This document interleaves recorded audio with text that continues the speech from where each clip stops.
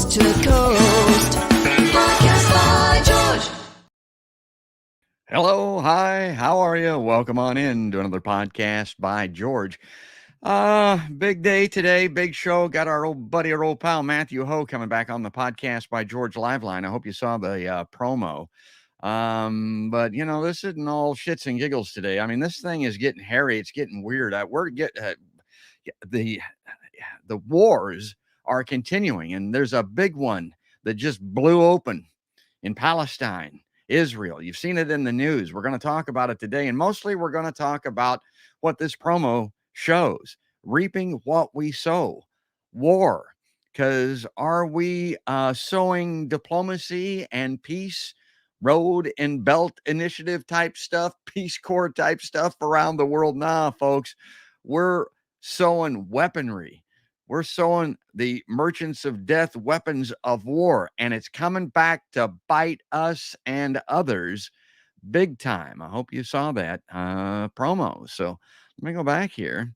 I've been running around this morning trying to get some technology to work, and I'm going to read our podcast by George Live Line here. Let me see if I've got the graphic. I don't know if I remembered to load the thing or not. Let me see what I got here for. I think I do. There we go. Here's his graphic for the great Matthew Ho. He's the Eisenhower Media Network Associate Director. Matthew had nearly 12 years experience, and that's enough, folks, with the U.S. military and the wars overseas with the United States Marine Corps, Department of Defense, and State Department. He's been a senior fellow with the Center for International Policy since 2010. On 2009, Matthew Ho resigned in protest from his post in Afghanistan with the State Department over the American escalation of the war. Why? They weren't trying to end it. They weren't doing the diplomatic thing that we were talking about. They were escalating war. Now, prior to his assignment in Afghanistan, Matthew took part in the American occupation of Iraq. This is where the bona fides come in for this guy. First with the State Department Reconstruction and Governance Team, and then in the Anbar province as a Marine Corps company commander. When not deployed, Matthew worked on Afghanistan and Iraq war policy and operations issues at the Pentagon and State Department from 2002 to 2008. The Council on Foreign Relations has cited Matthew's resignation letter from his post in Afghanistan. We got to read that again someday as an essential document. In 2010, Matthew was named the Ridenour Prize recipient for truth telling. And in 2021, he was awarded as a Defender of Liberty by the Committee for the Republic. Now, Matthew's a member of the Board of Directors for the Institute for Public Accuracy and advisory board member for the Committee to Defend Julian Assange. And man, of course, everybody that knows me knows that I love all of that stuff. So let me take that off the screen. Let me click a couple of buttons here, this one over here, that one there, and say good morning to our good buddy, our good pal, Matthew Ho. Hi, Matt. Hey, George. How you doing?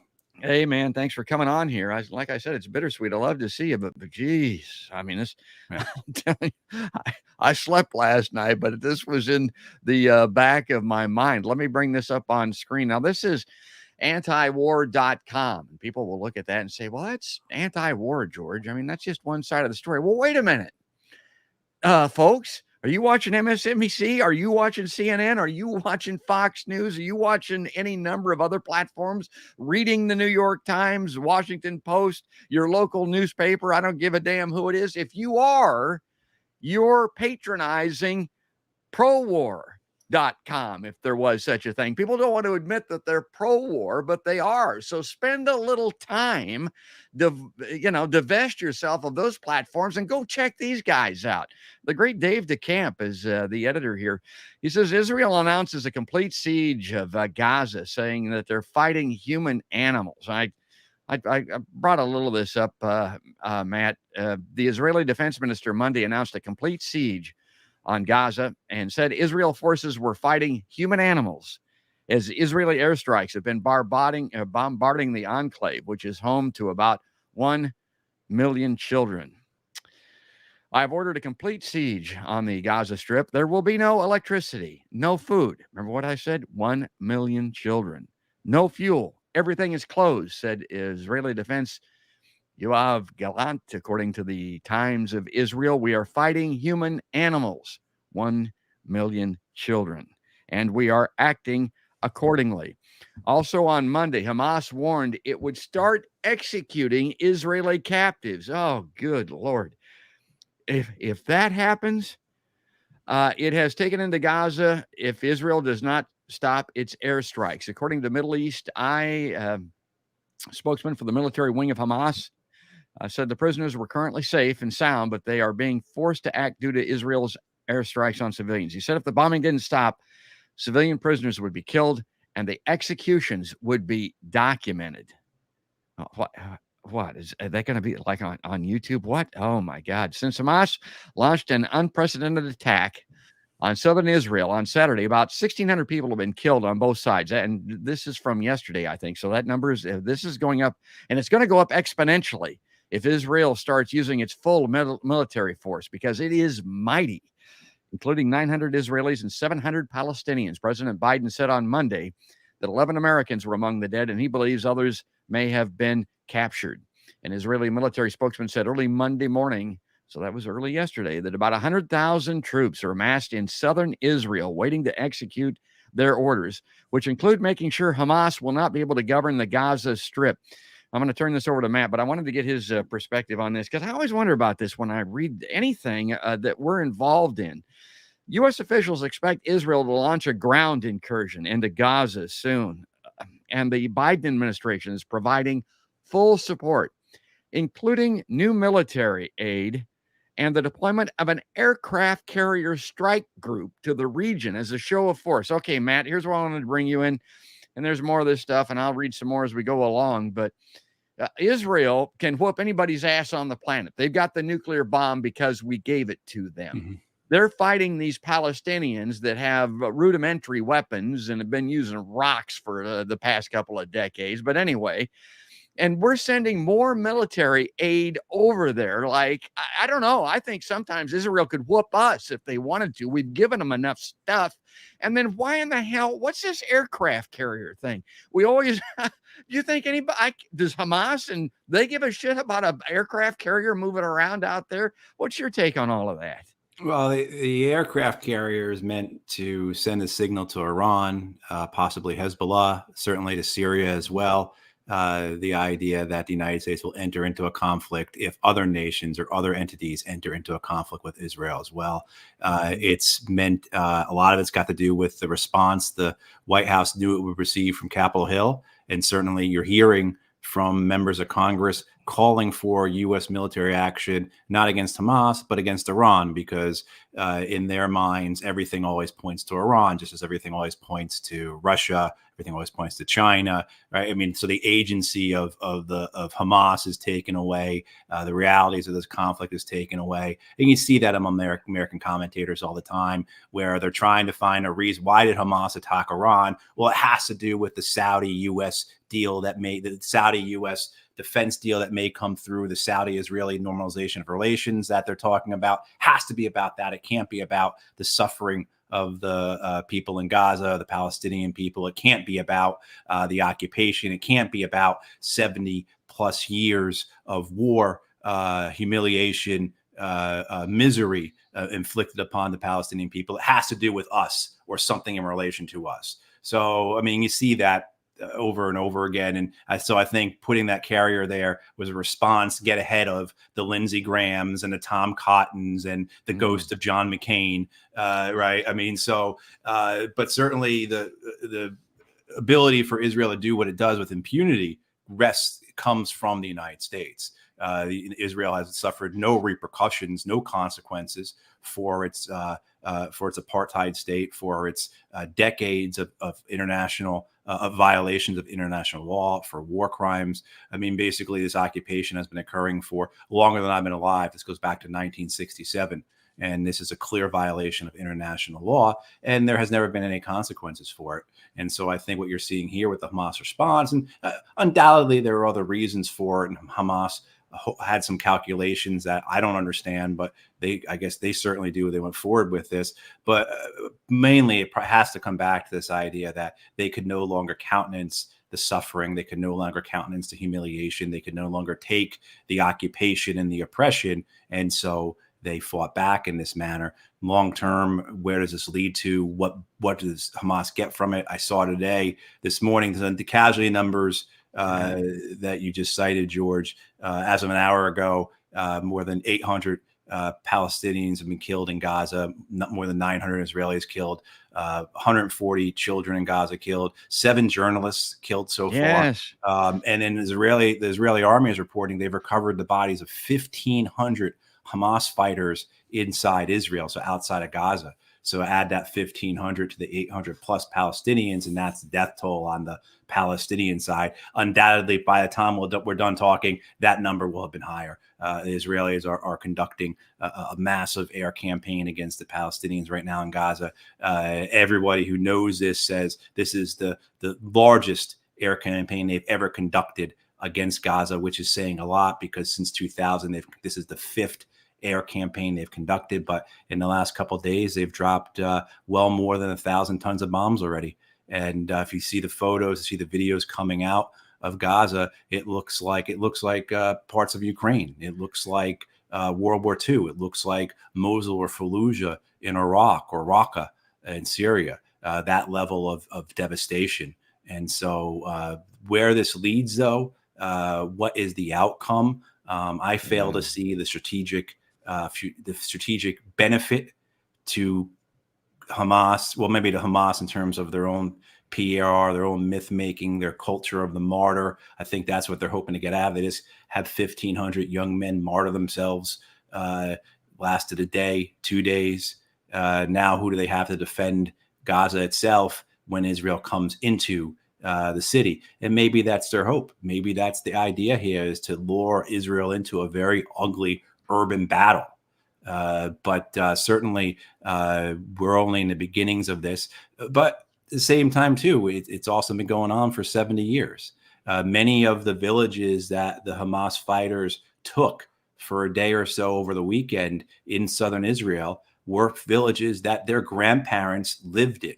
These were in 1948 Palestinian villages that were violently taken from the Palestinians. I mean, so this idea that there's somehow a beginning or a middle or an end to any of this certainly is not the case. This is a continuation of decades upon decades of, again, oppression and occupation. And so this type of attack, I think a lot of us look at it and say this was inevitable. This is what so many of us have been warning about, saying if we don't do something, if something is not done, if there are no consequences for the Israeli actions. I mean, they've killed 250 people in the West Bank this year, shot dead 250 Palestinians in the West Bank. No consequences, right? I mean, so this type of reaction from the Palestinians, from Hamas, should have been expected. And never forget Shireen Abu Akleh and the journalists. My God, I don't know why the journalism community doesn't jump up and down about these things more than they do. That always amazes me. And I'm getting some comments here from viewers. I put this up on screen. This is for Mary Moonage. Says, I don't know what to do and sometimes don't know who to believe. Well, and this is war. So, and Matt will be the first one to point this out. Yeah, you don't know who to believe. But here's what I would say. And Matt talked about how everybody knew this was going to happen. But if you cage humans, hell, if you cage animals like they have, and a lot of people don't understand this. We're talking about an open air prison, no in, no out, controlling those people, depriving them of human rights, dignity, and in some instances, using and abusing them. If you do that, guess what's going to happen? I mean, that's the way that this looks to me. And is it justified? Well, no, killing civilians on either side of the equation. My God. But I will say the Palestinians probably don't have the best weaponry. Their aim probably isn't as good when they look over into Israel. Israel with these airstrikes, they're highly accurate. And I got this video. I wanted to play this one real quick. Just watch this. I've got some issues with even with this video, but let's see if this will play for us.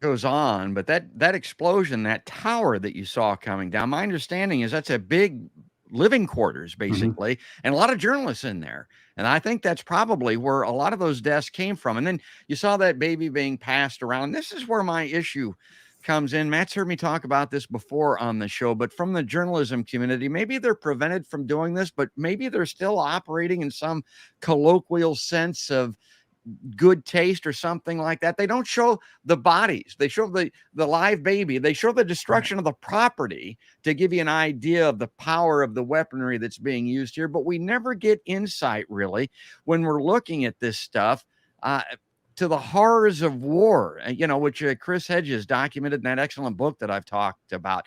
People that have been in war, like Matt, have seen. We don't really get a sense of what this is all about. And I think that sometimes does more harm than the good of seeing a video like that to give us a real feeling for what this is, Matt.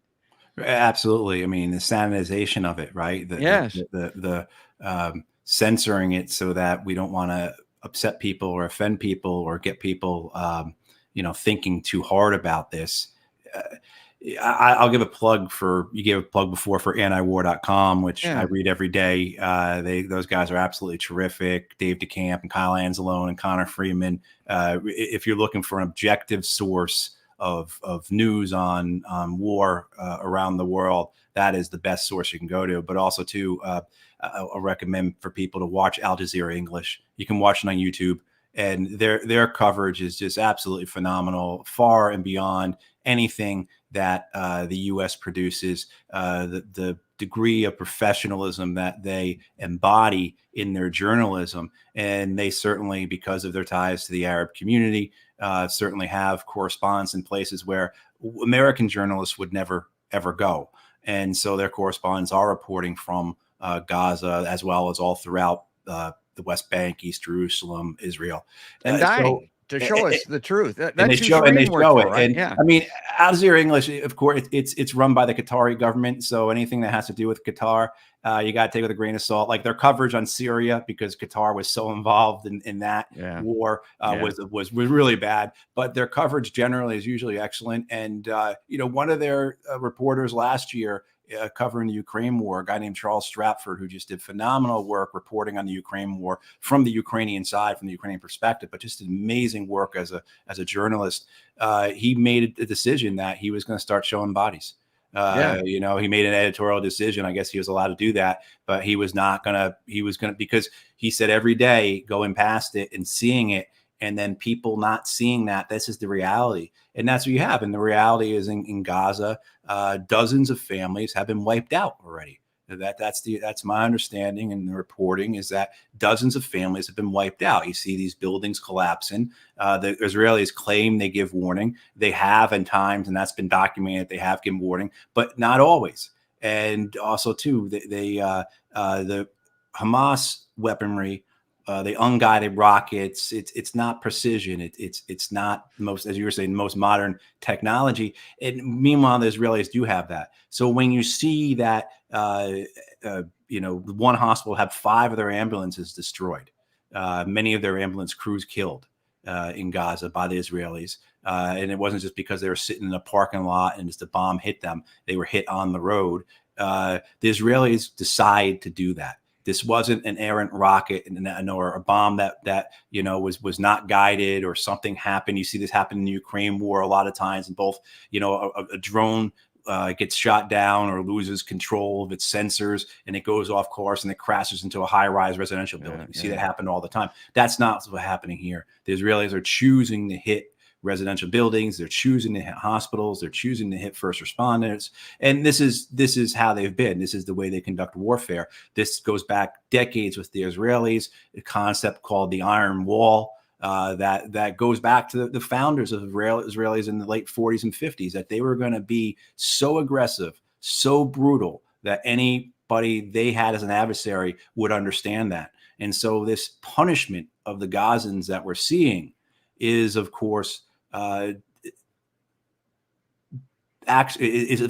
the Israelis have done for decades. Successive generations of Israeli political and military leaders have done this form of punishment, these forms of war crimes, in order to defeat and control the Palestinian people.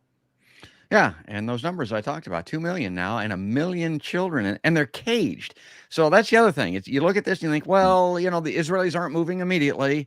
And as Matt said, sometimes they do give warning before they strike.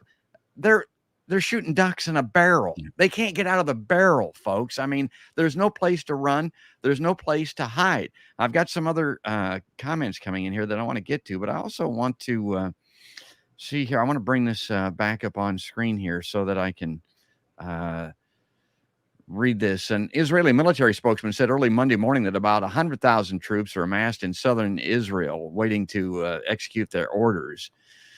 That we talked about that a little bit again. And they've got a full call up occurring in Israel. So, you've got a population of 9 million, 9 million people in Israel, and they're calling up several 100,000 reservists. So this is going to have a huge impact. Of course, the violence is having a huge impact, but just the idea that you are losing a huge percentage of people in their 20s being called up for military service. This is total war for the Israelis. I'm not sure where they're at, but the talk is that they're going to form a national unity government. Last time they did that was during the 1973 war. So what you're seeing here is total war footing going forward for the Israelis, and they are very serious about it. And I think in terms of this episode, in the larger context of the war, it's been going on for 7 decades, but this episode, we're only in the beginning stages of it. And I highlighted the last sentence here. I want to say this. Gaza is one of the most densely populated places on Earth, meaning a full-scale Israeli invasion will incur substantial civilian casualties. I mean, the other shoe may be about to drop here. And this is what I'm getting at. This is what's keeping me awake at night, because what could happen here, and let's keep our fingers and toes crossed that it doesn't happen because of the civilian loss of life, other powers are going to get more interested in this. And this thing could go sideways. I mean, this thing could run out of control. The thing about this dense population, Matt, we talked about this weaponry that Israel has and that type of, well, those people are packed in there so tightly. Those homes are so close together and that type of thing. How accurate can you be? You can't be accurate enough, because they're living on top of one another in an open air prison. Well, a few things. One, about the density of it. It is an open air prison. Gaza, 2.3 million people. Half of them, as you said before, George, are children. And Gaza is 25 miles by 7 miles. That's it. That's how big it is. And those 2+ million people are packed in there. Israel controls everything. It is not just a land blockade, but an air and sea blockade. There is a crossing with Egypt. Israel has bombed it each of the last 3 days. They just bombed it about an hour or two ago again. So nothing is going through into Gaza from Egypt. And Israel has warned the Egyptians that if you send anything through, we will bomb it. So Gaza is completely cut off from the world. They are dependent upon everything from Israel. Israel has their hand around Gaza's throat. That's the only way to look at this. This is a blockade, a siege. It's been going on since 2007. It is a war crime, and nothing has been done about it. You brought up the idea that other powers or other entities could come in. Certainly you could see that with Hezbollah. Hezbollah has warned before that if Israel invades with a ground force into Gaza, they will open a northern front. Certainly the relationship between Syria and Israel, long-lasting enmity. Israel bombs Syria almost daily, at least weekly. The role of Iran in all this, but then you start getting into farther reaches, and this is where you have people in DC right now in their conference rooms giddy with where this could go. People at the Atlantic Council or at the American Enterprise Institute or wherever, these ghouls who are funded by the war industry and who are close friends with those in Congress and those in the Knesset, and this idea that you had this talk last week because Azerbaijan invaded Nagorno-Karabakh, which is the Armenian enclave in Azerbaijan, and pushed 120,000 Armenians out of Nagorno-Karabakh. You really didn't see that much of a response from the U.S. about this. One of the reasons is the idea that Azerbaijan can be used as a force against the Iranians. And so there is all this type of, they've got their map out. They feel like they're playing a game of Risk. and this idea that, well, if we could draw the Azerbaijanis in, if we could use the Kurds, et cetera, and they have this grand scheme, this grand war, as if they are Napoleon, getting Germans and Poles and others to come fight with him. So it is the danger of this is has to be taken very seriously, mostly, or I should say mostly, but especially because there are people who have grand visions that this is the war that they want. This is a way to get to Iran. This is how we defeat Iran. And certainly there is this discussion that's a valid discussion about what was Hamas trying to accomplish here. A guiding dictate of military strategy is don't do what the enemy wants you to do. And certainly Israeli officials have said for years now, that destruction of Gaza is a priority. Going into Gaza and basically ending Gaza and ending the people of Gaza is a priority for them.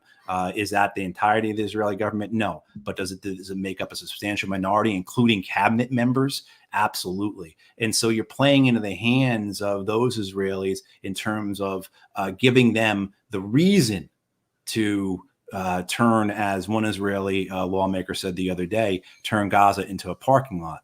Again,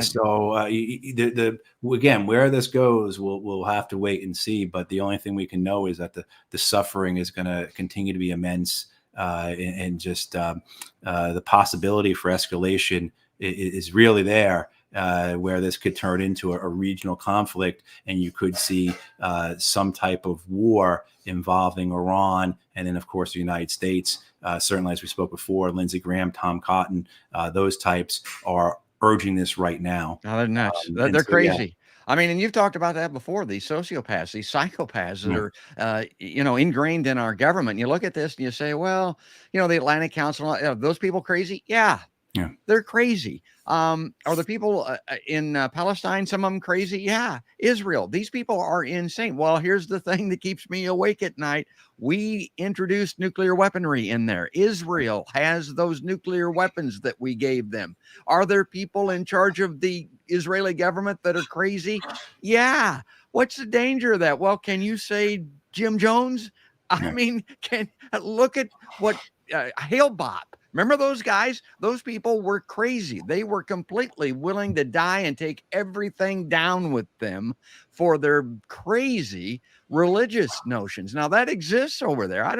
And a lot of people don't want to factor that in there. They don't want to acknowledge the potential, what could happen because of this religious craziness. Let me put this on screen because I wanted to go ahead, man. That's the thing to consider with Hamas, George, and what's happened in Gaza and Palestine in general is when you have that type of oppression, when you have that type of occupation, as we've seen for 7 decades, for 56 years since the 67 war in terms of what the borders look like now, you have a despondency that develops into almost like a death cult, a martyrdom cult. Yes. And so the ability for Hamas to use 1,500, if the Israeli numbers are correct, and there's no reason not to believe them, 1,500 young men on a suicide mission, basically, to kill a whole bunch of Israelis, mostly civilians, set world and public opinion in many ways against you, or at least solidify the backing of the West for Israel,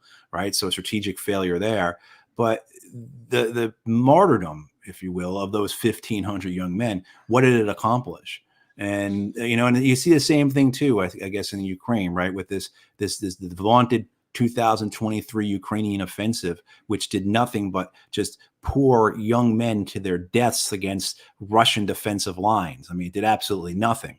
5 months into it, and tens of thousands of Ukrainians killed, tens of thousands of Ukrainians who could have been defending Ukraine, who could have been built up their own defenses, done something other than just been thrown into a meat grinder. And that's what you've seen here this past weekend, in the sense of what Hamas did by committing such a large force. PR spectacular, incredible theater, people around the world cheering for them, particularly oppressed and occupied people. But ultimately, that ends. That's over. It's over already. I think today Hamas launched one attack on Israel, a small boat-borne operation against an Israeli coastal town. 4 guys total. I mean, nothing that's gonna. I only know. I'm probably one of the few people in the U.S. who know about it because I read this kind of stuff. Right? Yeah. It's so you look at this death cult, this martyrdom cult that exists. So you could see it when you're over there. And I've been to Palestine, not to Gaza, but to the West Bank and East Jerusalem, and the banners. And when there is a occupation like we have seen that they are enduring, that type of despondency turns to a type of hope through death, basically, as well as the idea that you're willing to sacrifice for your family. This was the prime motivation behind most of the suicide bombers that we have seen. Not this idea that they're going to go to heaven and get 77 virgins, but the idea that they are protecting their families, that maybe their sacrifice will mean something for their families, their neighbors, their community, their people.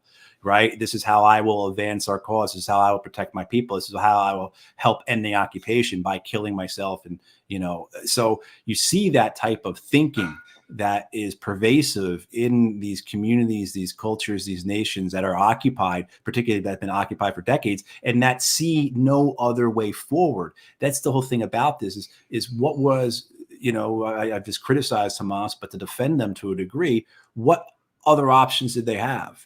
To continue to die slowly through a blockade, to continue to be strangled, to continue to be humiliated like this, to die slowly, or to fight back and then be condemned as terrorists. I mean, it's a terrible situation either way. Yeah, die from 1,000 paper cuts or from a Yeah. blunt instrument to the head. And as you talked about, they ain't afraid of dying. You look at those circumstances over there, and living behind that wire, there ain't a lot to live for, and Right. so they're not afraid of bringing it down with them. We have to also understand too, many of those young men who did these attacks, undoubtedly, they have family that have been killed by the Israeli military. Absolutely. Yes. Many of them, those young men had older brothers who have been killed, families that have been bombed, certainly enduring, again, the suffering and the deprivation and the humiliation of the occupation and the siege. What do you expect young men to do? For generations, this goes on. Yeah, exactly. So everyone, again, and many of them who took these villages had grandparents that were from these villages. So maybe they perhaps, the stories and this is what we see throughout the world in terms of extremist groups, terror groups, militias, whatever you want to call them, is that there's a connection to it. It's not ideological. It's not because they read a book or some guy who was really charismatic got up there and said a few things and, oh, yeah, okay, let's go fight. No, it's mainly, and we've seen this through studies, the UN did a big one a number of years ago in Africa. 3 out of 4 members of terror groups all throughout Africa join those groups because they have family members that have been killed by the government or by foreign forces. This is why they join Boko Haram. This is why they join Al-Shabaab. This is why they join Al-Qaeda in the Maghreb. Things like that, right? So it's not very hard to understand. It's a pretty simple explanation. This nonsense about it's complicated really is a way to obscure it. Yeah. Yeah. Well, talking about UN studies, and I was going to save this for later. Let's go ahead and bring this up on screen. Now, this is from the UN, the human cost of the Israeli-Palestinian conflict. I hope people can see that that's big enough up on screen. Now, for people that are listening in audio only, these are Israeli and Palestinian deaths, injuries documented by the UN.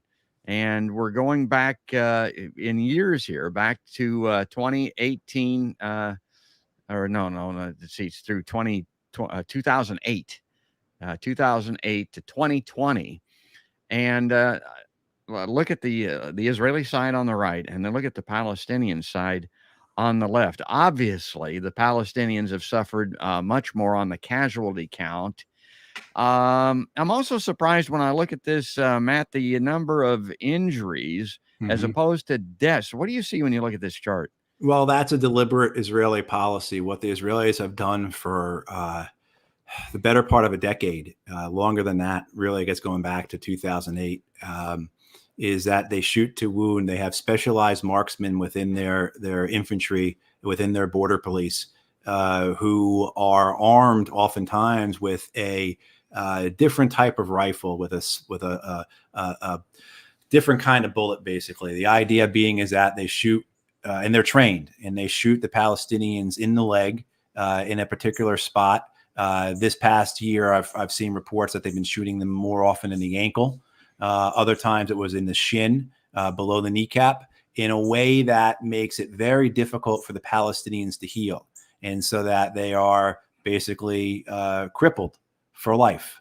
They use basically a modified, they carry M4s, the same type of rifle the American military carries, and they use a modified bullet, a 22 caliber bullet, a slower bullet than what the M4 would usually shoot. And this way, they're not going to kill the person, they're going to wound them, but it's going to leave a mark, a real, like a crippling mark on that person. And you will see that over and over again. And the Palestinians, when you are there, they will speak about that. And you will see young men walking with a limp, or young men whose legs had to be amputated.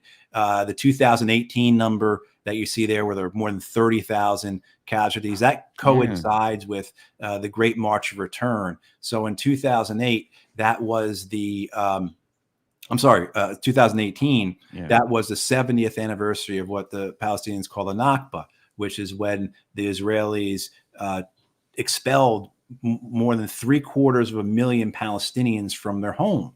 And so this idea of the right of return is something that has been ever present in Palestinian Israeli discourse. These refugees, who now total 6 million people, 6 million descendants from the 750,000 that were expelled violently from their homes. Many, many were killed as well. And in 2018 in Gaza, the Gazans did a peaceful march of return where they marched up to the fence. The Israelis have built this fence all around Gaza. This is why it's appropriate to call it an open air prison. And in 2018, the Palestinians for months staged a peaceful, nonviolent protest along that fence line. And the Israelis responded by killing 200 of them and shooting thousands and thousands of them over and over again, including first responders, including journalists. It was really cruel. So for people who are saying, how come the Gazans don't try protesting? Why don't they just do what Martin Luther King did in the 60s in the Black Civil Rights Movement? Now, they've tried that. They have done that over and over and over again. One of the things you've seen about the highlighting the abduction of hostages, of Israelis to serve as hostages, and they may be executing them, they may be using them as human shields. It's atrocious. It's grotesque. But the Israelis, again, for at least a decade, maybe longer, have had a policy of abducting children. This is when I was in Palestine in 2017. Every village I went to, I spent 3 weeks there. Everywhere I went, this is what the Palestinians want to talk about. The terror that were in their eyes of these mothers and fathers. Every year, the Israeli army, or the Israeli border police, or the security services will abduct a few hundred Palestinian children in the middle of the night. They'll raid a home, go in, hold everyone at gunpoint, and take away children as young as 12 and hold them for a day, 2 or 3. That terror that is put in those families is deliberate. And that terror spreads like a ripple through a pond throughout the village, throughout those communities. You only have to do it once to put the fear in every villager, every person in that town, that their children will be next. And so it has been a deliberate terror campaign by the Israelis for, again, at least a decade longer, of abducting children, holding them for a night, 2 nights, however long, and putting that fear into the Palestinian families that it may be our child who gets abducted tonight by the Israeli army, by the Israeli security services. So, the what has been done here in terms of going back to the title card for this episode, George, right, is reaping what we sow. How can you do that to a people for so long and not expect some type of violent reaction, when everything they have done in terms of trying to accomplish things nonviolently, to try and accomplish things through negotiations, has just been dismissed, and worse than dismissed, as we were just talking about, has been disrupted and destroyed violently itself. And so this makes the only alternative they seem to have then is this type of attack, which, as we've discussed, to me looks very strategically foolish, because it puts eventually Gaza will be destroyed. It solidifies support for the West if it's supplies for Israel from the West, particularly from the United States, the political problems that Benjamin Netanyahu was having over this last year, they seem to have dissipated. And now they're going to form, like we said, a national unity government. So all those types of things, you look at it and you say, what were they trying to accomplish here? But that's easy for me to sit here and be objective in North Carolina with my cup of coffee and gaze at my navel as I think about these things, right? But I'm not the one who's been humiliated and just really brutalized by occupation for generations. And so I don't know how I would have responded either. Well, reaping what you sow, and that is the title of the show. And I kind of buried the lead here, but I want to get to this because who else is reaping what they sow? We are. Again, this is from the great antiwar.com and Dave DeCamp writing here. Just a couple of days ago, U.S. officials expect Israel to launch that ground invasion that we talked about. And it's, coming, I guess. I don't know. A spokesman for the Israeli military said in a video posted to X that Israel has those 100,000 troops, so they are ready to roll. The U.S. strongly is backing Israel as it's preparing to invade Gaza, again, as if they need it. But we've given them everything up to it, including the nuclear bomb, for God's sake. Biden told Netanyahu more military aids on the way. Secretary of Defense Lloyd Austin announced the deployment of that aircraft carrier strike. According to the Washington Post, the Biden administration is considering combining the request for more spending on the war in Ukraine with new aid for Israel. The idea would be to jam the far right, referring to Republicans in Congress who oppose the proxy war in Ukraine, but are staunch Israel supporters. No final decision has been made. And in the meantime, the U.S. is already shipping new arms to Israel using existing authorities.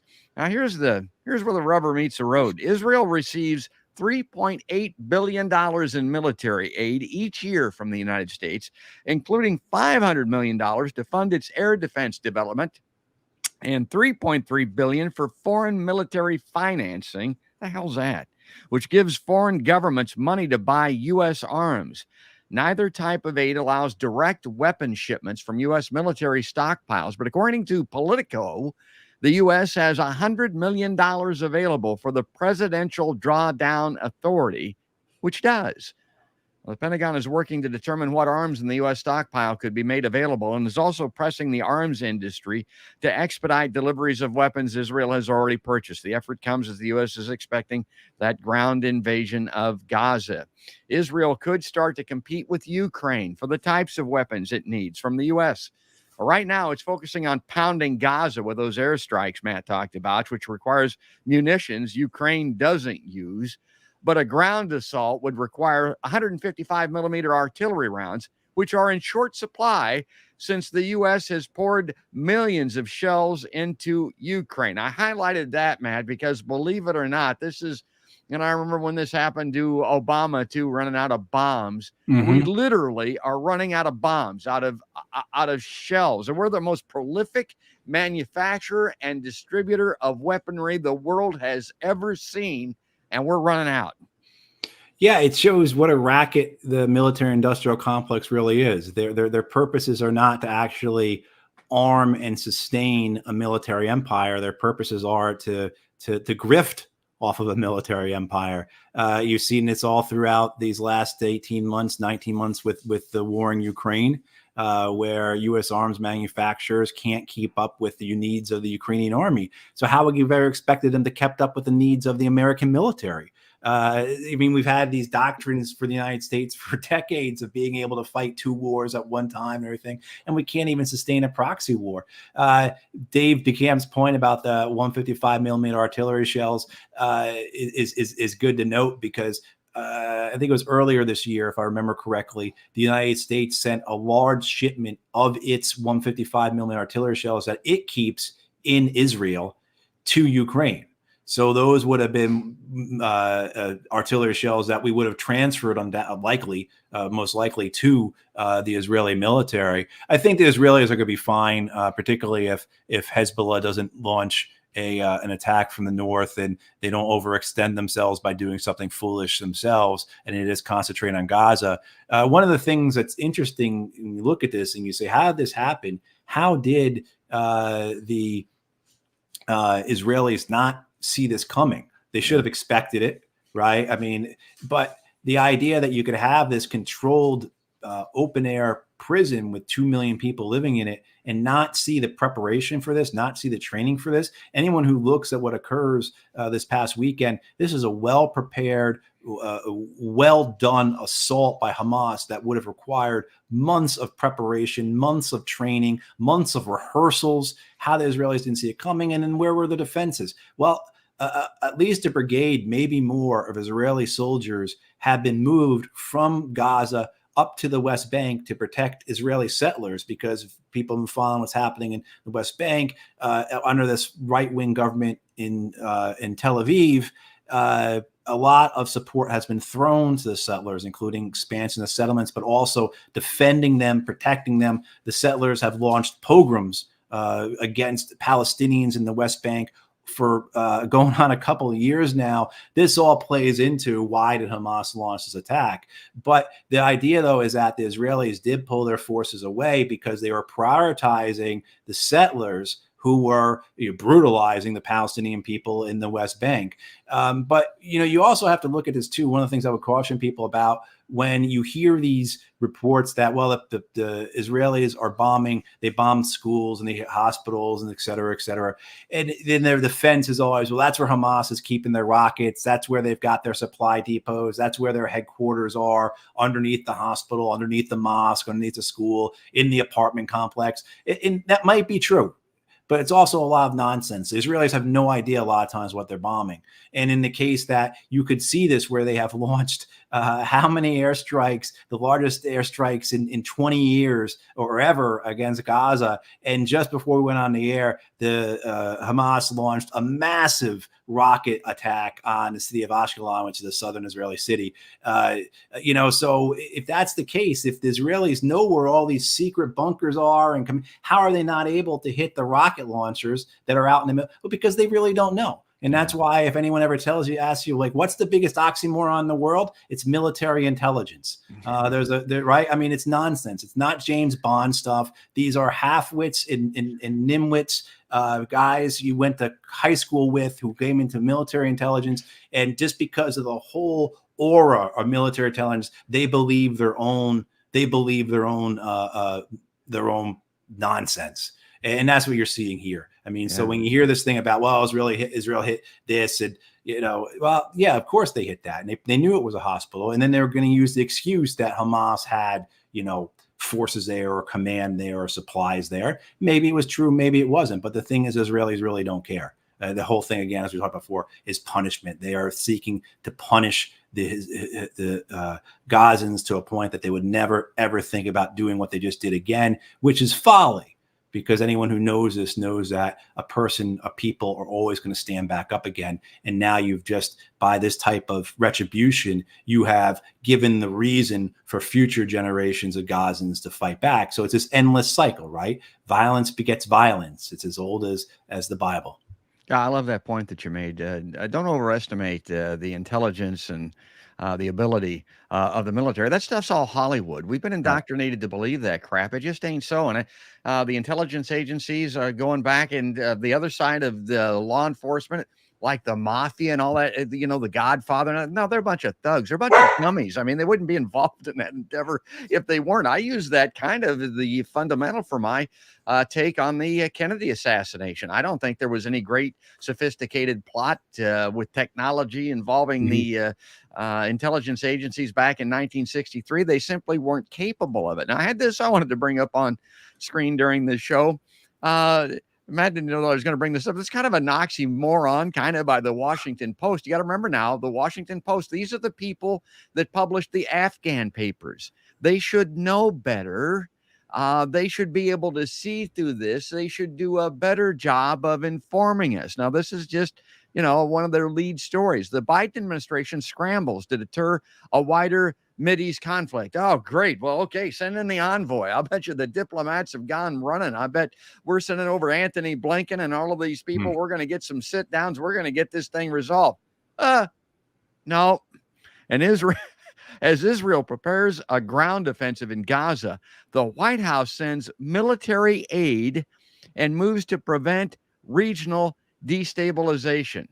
And how do we do that? Military aid. Matt, I liken this. I tell people this is like standing in a corner, pounding your head against the wall for decades. And your solution at this point, uh, at this time, is to pound your head harder. I mean, Yeah. that'll fix it. Yeah. Yeah, this is the idea that sending more ammunition and military stocks God. to a war is a way to it's you're throwing the fuel on a proverbial the proverbial fuel on the fire. It's really quite atrocious. We've talked about this before, George, in the sense just to complete malpractice by the U.S. State Department, by the Secretary of State, by the President, in the sense of just Antiwar.com highlighted that this morning. Our Secretary of State, Anthony Blinken, had put out a couple tweets over the weekend calling for a ceasefire and a de-escalation, and the State Department deleted those tweets. Wow. Right? I mean, so you can't even have the chief diplomat of the United States say just a perfunctory, we call for a ceasefire, we call for an end to the killing. Not even allowed to say that. Not even that goes beyond the acceptable limits of not just discourse, but thought and imagination and opportunity. So you can see from that the fact that the State Department deletes tweets discussed as people are being massacred on both sides. The State Department says, we can't say that. We're afraid to call for a ceasefire. So what will occur here? We have to, and you understand, from my understanding, the United Nations, the United States is once again stopping or at least delaying anything that might hurt Israel or bind Israel or be seen to castigate Israel. And they're making sure nothing occurs in the United Nations until Israel fulfills what it wants to fulfill in terms of its punishment on Gaza. Oh, we're just about out of time here. I wanted to bring this up on screen here. From the great Mary Knox. She's asking a question here that I kind of wondered about. Now, Captain Butt Crunch, Trump shredded that Iran nuclear deal. So we don't have the ability to look into Iran like we used to, I don't think. But she asks, are we certain Iran has no nuclear weapons? I'm thinking they don't, or the ability to launch same. But when it comes to nuclear weapons, thinking, hoping, and wishing probably ain't the best thing to be doing, Matt. I mean, that's like the proverbial horseshoes. I mean, you don't want to be close on this thing. What's your feeling? Do you think Iran has nuclear weaponry right now?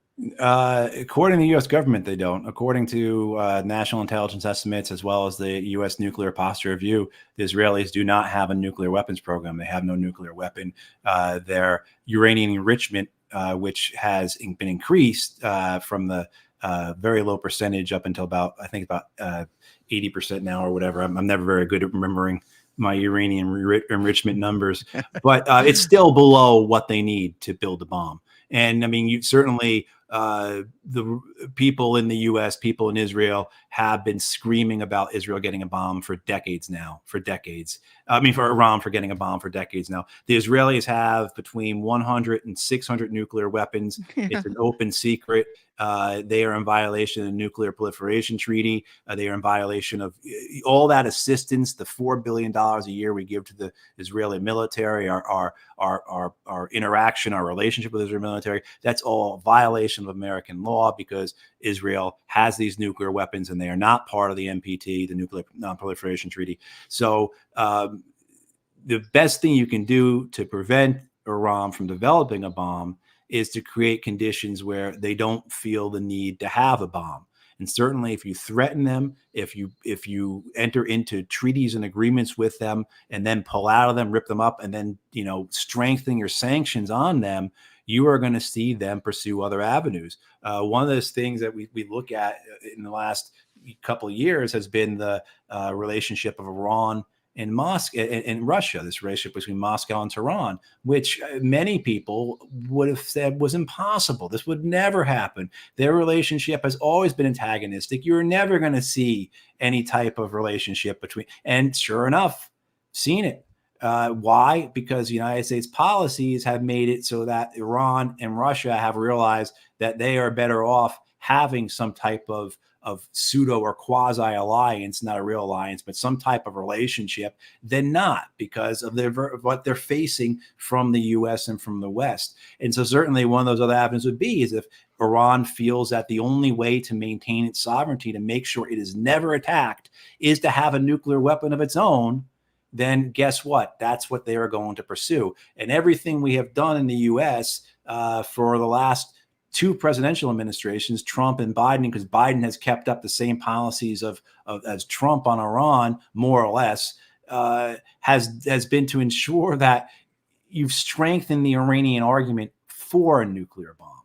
And I'm for, and as crazy as it seems, in the sense of how counterproductive has U.S. foreign policy been, you now get the position where you've had this rapprochement between Saudi Arabia and Iran that took place under the guidance of China, under Beijing. So now, is there a possibility that who becomes the new guarantor of peace and stability in the Middle East? Not Washington, D.C., but Beijing.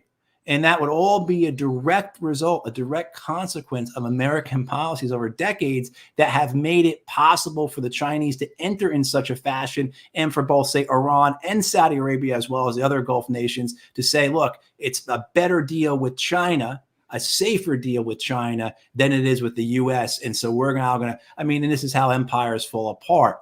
Other nations rise, but then there's also mass stupidity, greed, and corruption usually that helps. And that's what you see in American foreign policy.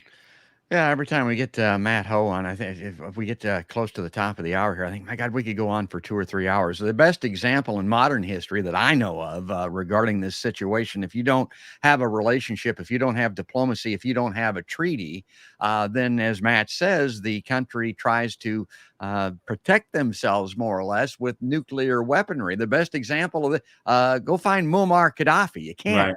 Because you saw what happened with him in Libya. I mean, that dude would be telling you, man, I wish I'd have kept my nuclear weapons instead of, going ahead and getting rid of them, because look what happened to him when he did. All right. Here's the, again, we're running out of time. I wanted to bring these up on screen real quick, because these are kind of like the quick hitters. This is from Common Dreams. We talked about this, the more weapons going in here. This is from, Medea Benjamin, the great folks, Jody Evans at, Code Pink. Tell President Biden and Secretary of Defense Lloyd J. Austin III, stop supporting Israeli apartheid.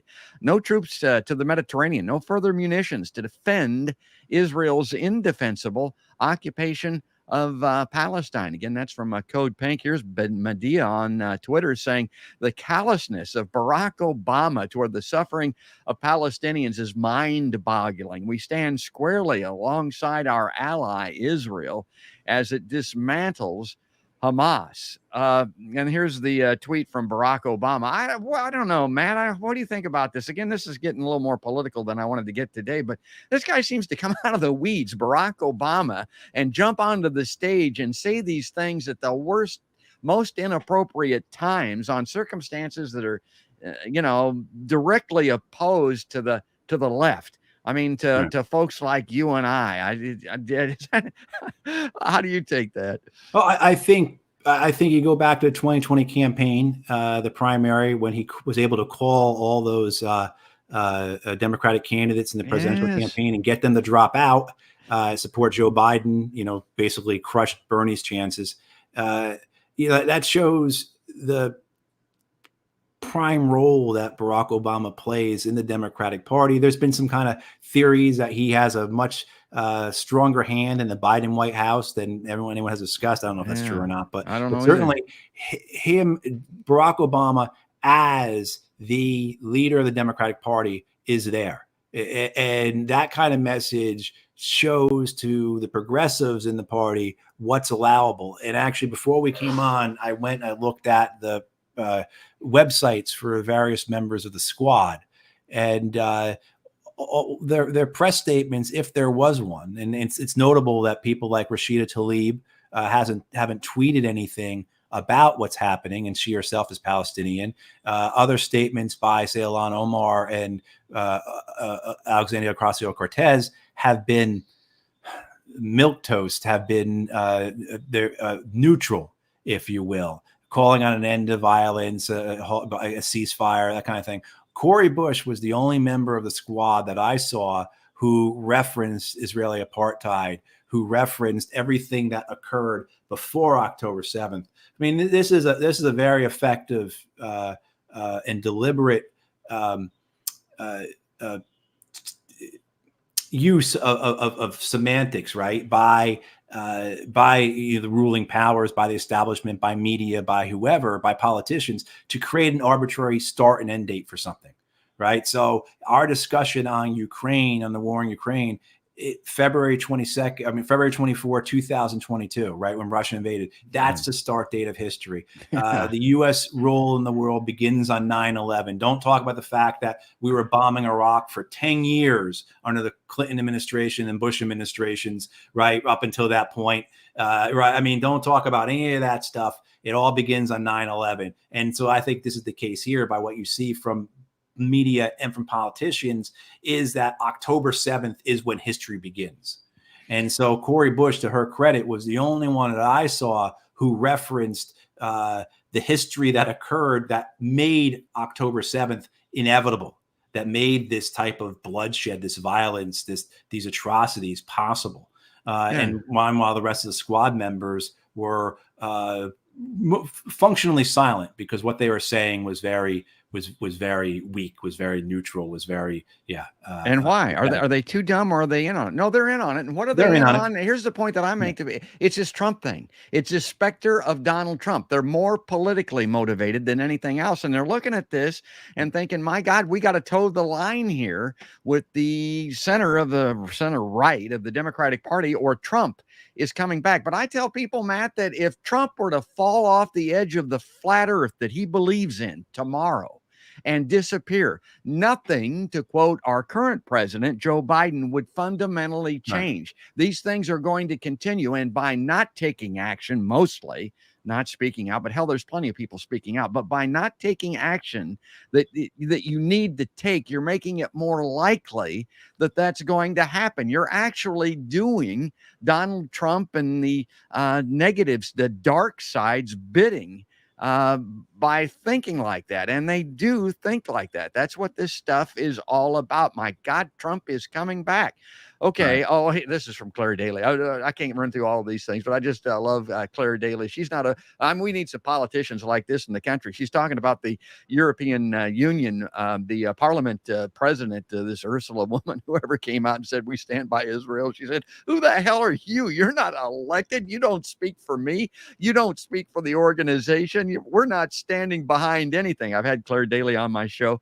I thought this was great, Matt. We don't have time to go into Nat Turner's rebellion, but you put this in pretty accurate political context here. U.S. media covering the Palestine-Israel war with about as much context and background as U.S. newspapers covering Nat Turner's rebellion in 1831, because they just focused on the immediate, the killing, the bloodshed, and not the circumstances that caused it. So, have I got that right? Right. You know, in the sense that the way U.S. media will talk about the airstrikes on Gaza that are, again, exterminating entire families. The way it will be phrased was that, such and such family was killed by an Israeli airstrike that was in retribution for Hamas attacks over the weekend. Meanwhile, the Hamas attacks, say that horrible, the murder of all those kids at that party, at that rave, 260 of them, and just absolutely the horror of that. Yeah. That will be mentioned without any context or pretext or any antecedent, right? It will not be they were massacred in retribution for Israeli attacks on such and such, or Israeli desecration at Al-Aqsa Mosque, or any of the things that the Gazans say, the Hamas says, this is why we did it, will not be referenced. And certainly a long history of occupation and all its crimes will not be referenced either. Yeah, we're not talking about the justification. We're talking about the provocation here. And there's a huge difference. Let me bring this one up on screen here. This is almost so big or so small that I can't read it here. The cognitive and semantic contortions from the White House, Congress, and the media are going to be amazing as to why Palestinians don't have the same right to self-defense and should not be supported in their counteroffensive as Ukrainians. Yeah, that's right. And again, my heart is with the Palestinians, you say, but I don't see the value. You talked about this of such an offensive, particularly once the spectacle of the attacks wears off. Israeli retaliation is enduring. Israeli domestic policies coalesces, and foreign support is solidified. And Jonathan Cook weighed in on Twitter. The Palestinians' terrible constant dilemma: die slowly, out of view, or die quickly, condemned as terrorists. Yeah, Right. that's the situation we talked about. The Indigenous Day was held this week here in the United States, which also plays into this. Oh, I like this too. Abby Martin. She says the field producer for our documentary just told me Israel bombed his home to ruins. His family is now homeless, and there's nowhere for them to go. We're going through the most horrible moments of our lives. We just hope to get out of this alive, nothing more. And of course, Abby Martin is an Emmy award-winning documentarian. She knows whereof she speaks. She has bona fides that are beyond reproach in that part of the world. And then here is Comrade Misty. This is Misty Winston. I'm going to be on her show tonight, folks. So we're going to have to wrap it up here. 5 o'clock Central Time, 6 o'clock Eastern. I'll be on TNT Radio tonight with Comrade Misty. And of course, that is a joke. This is sarcasm with that handle on Twitter. But she says, to all the people who have been minimizing the issue of Israel to protect their pet politicians, fuck you. I mean, and that is Misty Winston. She speaks in very blunt terms. And that'll be on. I'll be on her show tonight for people who want to hear and see a little bit more of that. Matt, we're over time here. We've run out of time, and we always do when you and I get going here. I want to give you a last word though. Wrap it up for us this time. Yeah, I think what we're seeing here is a continuation of the wars of empire, right? And all the justifications for it. And you see people like. The guy who's the head of the Atlantic magazine, Jeffrey Goldberg, his first response in all this is to tie it to Russia, Yeah. right? So that, the hysteria, the mania, and just the laser-like focus in their minds to advance the U.S. empire and in its proxies and its vassals and everything else. And certainly Israel is part of that. And I think this idea of referring to as an empire is something we really have to normalize, we really have to embrace, we really have to utilize when we talk about this, because I think if you look back in a historical context and you've had country A, the empire, country B, the vassal, and then country C, the non-vassal, and you were to put these circumstances into those, right? So, you would completely explain it, but we have this desire, this rejection of that term in the U.S. That is really not helpful in terms of having us understand the cause and effects of things and where the U.S. And the people that promote these types of policies fall in with it. And so it is. I think the response is just as inevitable as this war, as it's being called, is or was. The responses to it were just as inevitable. I mean, George, you and I could have gone, we could have sat down and done the Twitter for Lindsey Graham. We could have done it for Jeffrey Goldberg, right? We could have done it for Barack Obama. We could have tweeted all the things, put out their press statements, because it's just so predictable what they say over and over again.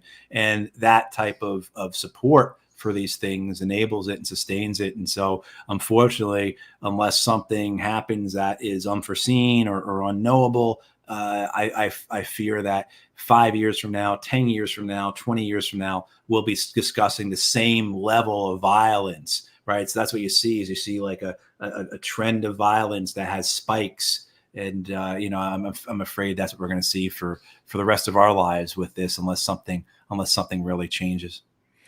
Yeah, God, that's a depressing way. Yeah, I know. That's kind of, with a podcast. I'm not a big fan of Twitter for that very reason. It is preaching to the choir to a certain extent.